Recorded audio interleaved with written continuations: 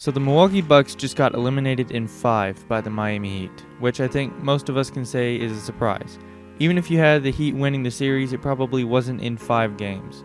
So where does this leave Giannis and where does this leave the Bucks? It probably does not lead with Giannis going to Golden State like you think. Yes, the Bucks took a step back this year and lost in the second round compared to the conference finals loss last year. But things are more positive than you think for the Bucks. Giannis is eligible for $250 million, which is just as much money as it sounds like. If I'm not mistaken, that would be the biggest contract in NBA history. So that is a ton of money to turn down if you're Giannis. And it's not like it's some terrible team offering you this contract. The Bucks were the best regular season team 2 years in a row, and despite their mediocre playoff performances. So it could be a worse situation to earn like $50 million and win MVPs and Defensive Player of the Years in. But I'm not going to make it sound like the Bucks have some perfect team because trust me, it's far from that. Eric Bledsoe was on the struggle bus this series, averaging 13, 7, and 3 on 38, 20, 80 splits, which is god awful. Yes, he gives you good defense, but his shot and playmaking is just kind of whatever. The Bucks struggle from not actually having a real shot creator on the team. Besides, who's your third guy? Bledsoe? Lopez? Actually, shout out Brook Lopez for the well-deserved all-defensive nomination as well as playing pretty good against the Heat. Let's just hope he doesn't have another year where he shoots 32% from 3. Before we move on to the third guy, though, let's talk about Middleton some more. You can say that he was pretty much the sole reason the Bucks took a game, and I would tend to agree with you. Numbers-wise, he was pretty good in the series. He had 26 points, 6 rebounds, 7 assists, which is actually really good for him. All on 44, 37, 95 splits. Yeah, he had a game 1 where he was obliterated by Jimmy Butler. No, he may not be worth his max contract, but he's a really solid second option for the Bucks. The real problem is finding a third guy for the Bucks. You may be tempted to run it back and chalk it up to a bad matchup, but if you want to keep Giannis, I really think you have to make a move to attempt to get better. Get a guy who can handle the ball and make plays for Giannis at the end of the game and make shots, because at this point, Giannis' jump shot has become a huge reason that the Miami Heat were able to, just build a wall and sit in the paint and wait for him to drive in there.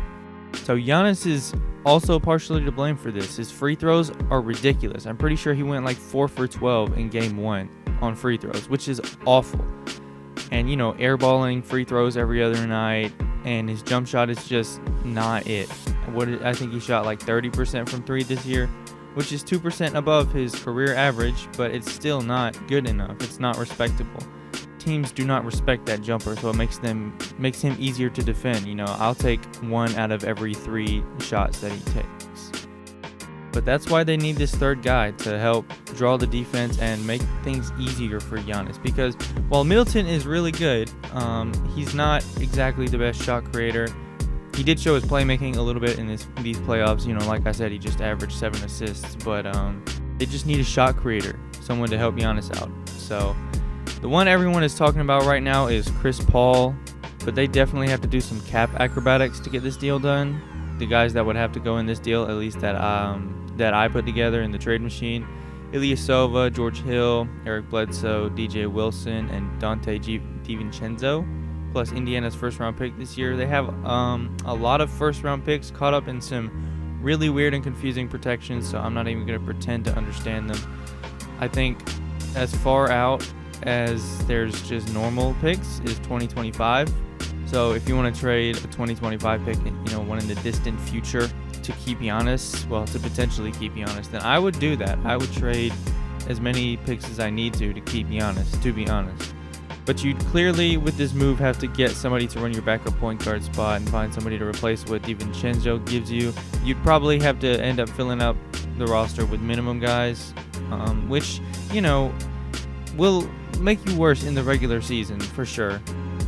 Coach Bud is great, but what's he going to do with a rotation that's, 7 deep? You have Bledsoe, whoever's starting at the 2 if they bring back Wesley Matthews, Chris Middleton, Giannis, Brook Lopez, and then that also gives them Chris Paul, and that's kind of it. So you would definitely have to fill out some minimum guys, but It's doable and probably worth it if you get Chris Paul, assuming he doesn't regress. But even 80% of Chris Paul would be good for the Bucks. But past this next year, I don't know how it would be because the salary is just so large. I think he's only got 3 years left, including this year, so he's got 2 years after this one. I think. Yeah, I think that's the way it is. But another guy they could use is Schroeder, another guy from the Thunder, and that deal would be infinitely easier. Yes, both of these guys are from the Thunder, but Billy Donovan is out, and the organization isn't sure which direction they really want to go. A Schroeder deal would be much simpler. Ilyasova and George Hill plus the Indiana first would be enough to do it, assuming this is a package that OKC would want, and assuming they're not going in on the playoffs and they just want to, kind of blow it up a little bit and get even more first-round picks. But you get less of the shot making, and you get a pretty good ball handler and playmaker nonetheless. Somebody that could run the point better than Eric Bledsoe, in my opinion, and I guess he could come off the bench with his $17 million a year. If you're just looking for more offense and less playmaking, there's Fournier. Maybe you can snag Devontae Graham. I don't know. What they just really need is a shot maker and a shot creator who can help out the offense in crunch time. And a completely different issue that I won't spend a ton of time on is Coach Bud in the playoffs. This man will win you a million regular season games, but in the playoffs he gets absolutely exposed for his lack of adjustments and playing his dudes not enough time. He also just doesn't play his stars, at all, even close to enough. These guys need to be playing 38, 40 minutes a game, and we don't need to see anything resembling all bench lineups. As much as people might want to fire him, though, there is no point.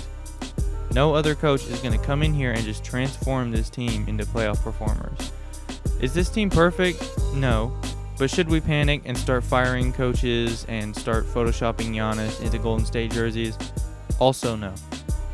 They have some things they can do to improve, and let's just hope that they go into this offseason thinking, we need to make moves around Giannis. I think he said something last night about how Milwaukee is where he wants to be still. And regardless of, that being said, you still need to go into this offseason thinking you need to improve.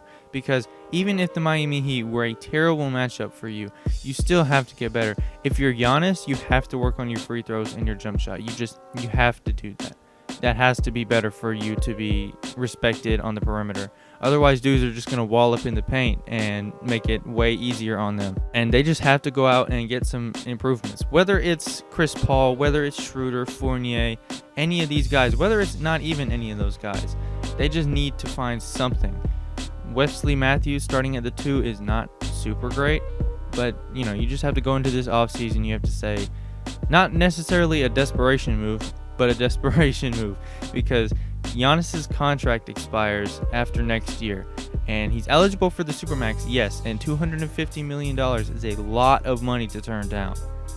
But still, there's other situations out there. There's Dallas, there's Miami. Dallas is a better situation, if you ask me. If they sign him with straight up cap space, you got Luka, you got Jalen Brunson, Tim Hardaway Jr., assuming they bring him back, Seth Curry, Kristaps, and Giannis, and Dwight Powell, Maxi Kleber, those kind of dudes. That is a fantastic situation to be in. Now, I don't think he would go and join Kristaps and Luka, just for competition's sake. He doesn't seem like the kind of guy to do that. And I don't think he'll go to Miami after getting completely waxed by them this series. I also don't think he'll go to Golden State. That would be awful. I think I might cry and quit watching basketball. But yeah, they just got to improve, and let's just hope that they make the finals next year.